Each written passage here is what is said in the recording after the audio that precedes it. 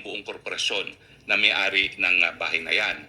Now, pero ang ine-emphasize ko po, regardless of the ownership, there is a contract of lease which is duly notarized and which I will submit before this honorable body, which means na ang possession po dyan is in the hands of Ms. Wan Yu, who is a legal resident of the Philippines with an alien certificate of registration and in possession of a 9G working visa. Ang gusto ko nga pong malaman, kung nakita nila doon sa bahay na yon, yung tao na hinahanap nila na allegedly may tie sa Banban. Dahil kung di naman po ako nagkakamali, again, as part of due diligence, yung isang lalaking nahuli dyan is a partner of of the lessee, no? Hindi ko naman po tinatanggi na may interest talaga ako dyan sa korporasyon na yan, albeit not 100% as of yet, pero magiging 100% na po yan.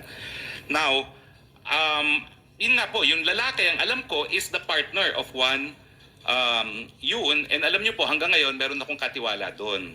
Kasi nga po, nais ko masigurado na yung lessee will only use the premises for residential purposes, no? Dahil nung ako po ay nasa gobyerno pa, may mga nagrereklamo sa mga villages gaya ng multinational village na ginagawang pogo at 70 people at the time ang nasa residential homes. So nagtalaga pa ako ng caretaker para masigurado na wala pong ganyan at ang caretaker's report naman ay talagang hanggang 3 tao lang ang nakatira ron. Ang question po is, yun nga po, kung yung lalaking nahuli ay siyang merong tie sa Banban at dahil ang alam ko po, nag-due diligence din naman kami kung sino yung lalaking yon, partner yon nung aking lessee, but gentleman of leisure po yun eh.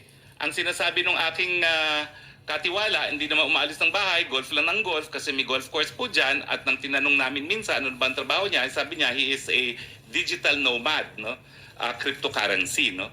So nais ko po makita talaga kung ano yung ebidensya na yung lalaking yon ay involved sa Banban dahil kung hindi naman po, talagang meron pong concerted effort na ilinga po dito sa mga pogo, no? Na akin namang itinatanggi po. Maraming salamat po.